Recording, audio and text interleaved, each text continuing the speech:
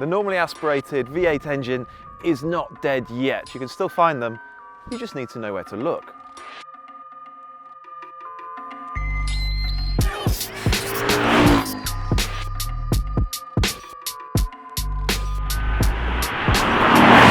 Beneath the bonnet of the Ford Mustang GT is a very good place to start. The 5-litre Coyote V8 you'll find under there is rated at 450 horsepower at 7,000 RPM and 390 pounds-foot of torque at 4,600 RPM.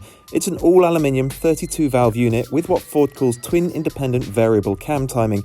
The engine redlines at 7,500 RPM. In its most basic form, the Mustang GT costs £43,045, which is good value by today's standards, although the Mustang isn't the unqualified bargain it once was. Apart from that V8, you get handsome retro styling, bundles of character, a 6-speed manual transmission and a mechanical LSD. The Mustang proposition is a familiar and very likeable one, not much by way of sophistication, but far more base-level fun than you can wobble an oily dipstick at. The Mustang's cabin is reasonably spacious for a 2-door coupe, but the material quality and fit and finish are only okay. The standard fit seats are also flat and not especially supportive. The optional Recaro seats are well worth having at £1,700. Is there such a thing as a Japanese muscle car? If there is, this surely is it. The Lexus RCF has always been a left-field but intriguing alternative to the likes of the Audi RS5 and BMW M4. Just like the Mustang, its V8 displaces 5 litres, but it's slightly more potent with 464 horsepower at 7,100 RPM, but a little less torquey with 383 pound-foot at 4,800. The 2UR GSE is an all-aluminium V8 with 32 valves and dual variable valve timing. It redlines at 7,300. Visually, the recently facelifted RCF is a mashup of angular forms and pumped-up bodywork. Pretty? Not exactly, but it's certainly eye-catching. There is no manual gearbox option, you'll have to make do with an 8-speed auto. This particular RCF has the optional track pack. It costs £10,000 and adds lightweight forged wheels, a torque vectoring LSD and carbon ceramic brakes. That drags the asking price up to £72,650 from the base model £62,900. Even without the track pack then, the RCF is £20,000 more expensive than the Mustang, but frankly, within the cabin, it feels more like £30,000. The materials and fit and finish are from a different league altogether. The idiosyncratic dashboard design and infotainment system are both odd at first, but with time they make much more sense. The RCF has a pair of rear seats, but like the Mustangs, they're only really of any use for children. Against the stopwatch, the advantage lies with the Lexus. It'll manage 0 to 62 miles per hour in 4.3 seconds, whereas the Mustang takes 4.6. And the Lexus will run on to 168 miles per hour, whereas the Mustang will do only 155. They're both chunky machines. The Ford weighs in at 1,743 kilograms, the Lexus at 1,810 kilos. But all that stuff is secondary. What we really care about today is which one has the most memorable engine and which one is more fun to drive. Now then, Mustang first. I change my mind on these cars every time I drive one. I'm sort of a bit conflicted. I still don't really know if I love the Mustang thing or if I'm a bit ambivalent. Let's talk about this Coyote Ford V8. It's actually a really cool engine. I do like the motor a lot. So it displaces 5 litres, but it feels more like 7 litres or 8 litres. It just behaves like one of those massive displacement engines. It's an engine of 2 halves thanks to that twin variable valve timing and I suppose the very, very long gear ratios as well. If you're in 3rd or 4th gear or 5th or 6th gear and you've got anything less than 3,500 RPM dialed up, when you put your foot down, nothing happens. The car just doesn't really seem to move. The engine doesn't seem to wake up at all. It's only when it gets through sort of 4,000 RPM that it seems to start to rev, and even then, it only revs the way a blacksmith bangs on an anvil, a very slow, sort of methodical banging. And then it gets through about 4,000 RPM. And it actually pulls really hard, and it revs so keenly. And that's when it starts to feel like a smaller capacity engine. because it's got this energy and this response to it, and it spins out all the way to 7,500 RPM. That's so high for such a big, lumpy engine like this one. Love the soundtrack. It's got to be one of the most authentic performance car soundtracks on sale today. It's got an active sports exhaust on it, but they're really just making the most of the natural musicality of a big, normally aspirated V8 petrol engine. They haven't had to spend months and years tuning the exhaust system just to try and tease a little bit of music out of the engine. It's authentic, and it's this kind of elemental V8 rumbling soundtrack. It's just fantastic. It's timeless. Such an evocative sound. I don't think you'd get bored with that anytime soon.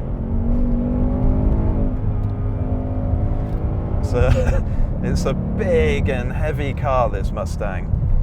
But particularly in second and third gears, at the upper end of the rev range, it really starts shifting. It is a quick thing.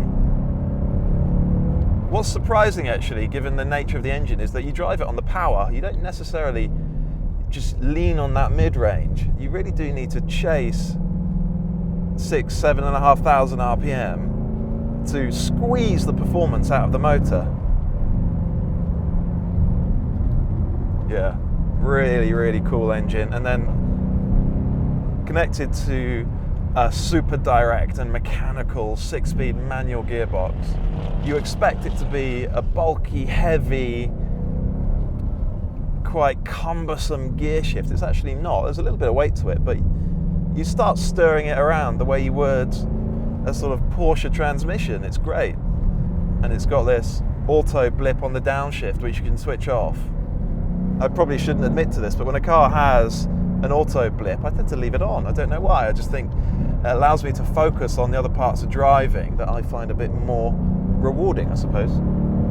So there's much more to this Mustang than just the big V8 up front and the 6-speed transmission. What about the rest of the car? It feels so distinctly muscle car that you can't really describe it as anything else. It seems to take up so much room on the road. It's long. It does feel heavy. It feels quite lazy in the way it navigates the road surface. It's not super connected to the road. It's not really well tied down. When you go over a crest, the road will drop away and you'll feel the body continuing to rise up. The steering is okay. It's accurate enough that you can position the car. There's no real slack in it. You actually have a pretty good sense of what the front tyres are up to. Don't have a problem with the steering at all.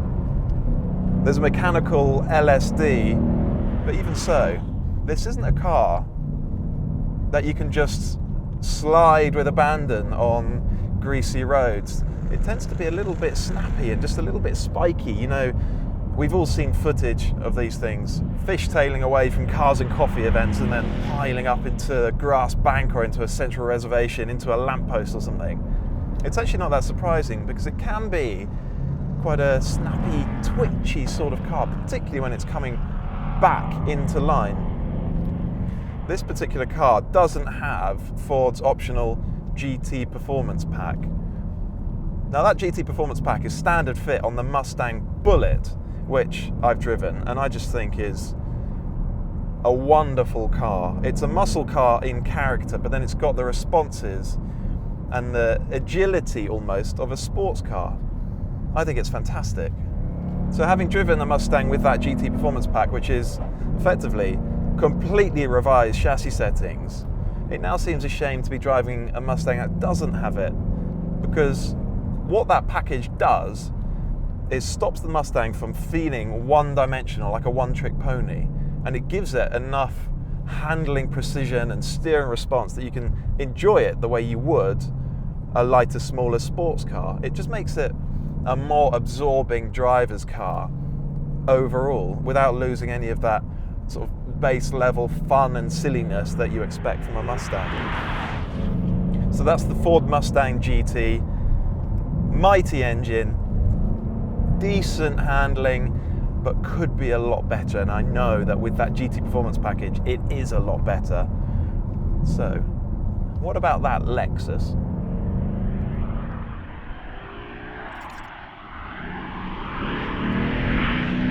It's amazing how different two apparently quite similar cars can actually feel on the road. So they're both front engine, 4-seat, 2-door, rear wheel drive coupes, both with normally aspirated V8s. And they're both reasonably big and heavy machines. So on paper they've got a lot in common, but drive them back to back on the same stretch of road and you'd swear they had nothing in common whatsoever. Compared to the typical German opposition, RS5, C63 Coupe, M4, this Lexus RCF has always been an oddball. It's always sort of ploughed its own furrow, done its own thing. It's so much heavier than any of the German rivals, and it's always been more of a grand tourer than a out-and-out sports car, even though the Lexus engineers insist that it's a track day car. I'm afraid it just isn't. So this car's always been more grand tourer-ish than a conventional rival, but when you drive it back to back with that Mustang, it feels like a sports car. It's actually heavier than that Mustang by a reasonably significant amount. It's a similar sort of size, but when you drive it along this road, it feels smaller. It feels lighter. The body control is much tauter. It's not wallowing about and heaving around so much. It's better tied down into the road surface. And that gives you way more confidence in the car. You don't just stroke it along a road, you really do take it by the scruff and punch it along a road. And although I know that this really is no out-and-out sports car by any means, drive it after that Mustang and that's exactly what it feels like. Let's talk about the engine. First thing you notice, it doesn't make itself known or felt or heard anything like as much as the Mustang's V8 does. That's not to say the engine isn't right there with you. It's still the centerpiece of this car. It just doesn't dominate the experience the way the Mustang's engine does. It's not quite as loud, but it still does sound fantastic. It's a really sweet, tuneful thing. It sounds more sophisticated than the Mustang's engine, which is just noise and thunder.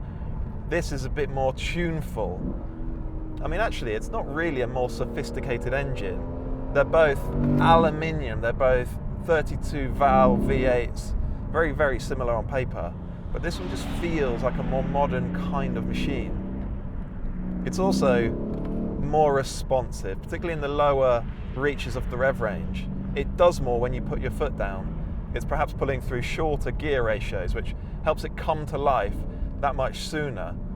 But whereas the Mustangs needs 3,500 RPM before it does anything, this will really get going from 2,000 RPM. The big difference, I suppose, is that the engine feels like part of a cohesive overall package, still the centerpiece, but everything is in harmony with the engine. In the Mustang, the engine's just there, out there on its own, doing its own thing, and it dominates the whole experience. This automatic gearbox, it actually works really well. You don't miss any of the responsiveness of a DCT box, and I love on downshifts the way the revs snap up. Bap, you just get this lovely rev match when you pull the paddle. Bap, and it sounds fantastic. It's a great drivetrain, this. The whole car just feels keener, more agile, more responsive, much more athletic than the Mustang overall. We couldn't test a pair of normally aspirated V8 engines and not compare their soundtracks. This is the Mustang, first at a standstill and then when moving at speed.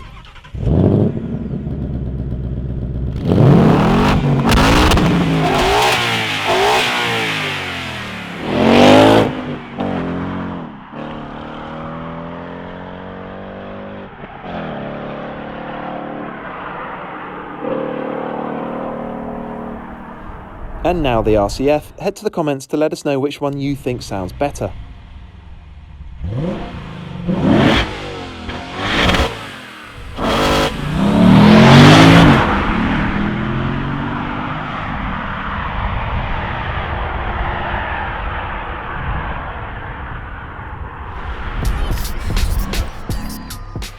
Soundtracks aside, which car is the overall winner? Honestly, we're not here to find a winner. The cars are too different for that, both in terms of price and personality. The Mustang is fun in a silly way and its engine is a monster, but the pony car has only one trick. If you love driving, you'll have a far better time in the £48,000 Mustang Bullet, which comes with the transformational GT Performance Pack as standard. The Lexus feels like a more sophisticated car in every way, as it should, given the price differential. It's both a sharper sports car than the Mustang and a more cosseting Grand Tourer. Is the track pack worth having? Not really, especially at the thick end of £10,000. You might appreciate it on track days, but who's taking an RCF on track days? If there has to be a winner, it isn't the Mustang or the RCF. No, it's the normally aspirated V8. Its days may be numbered, but it's not dead yet. If you aren't already subscribed to the PistonHeads YouTube channel, hit the subscribe button now for more twin test videos just like this one, and check out pistonheads.com for your daily hit of car news, reviews and features.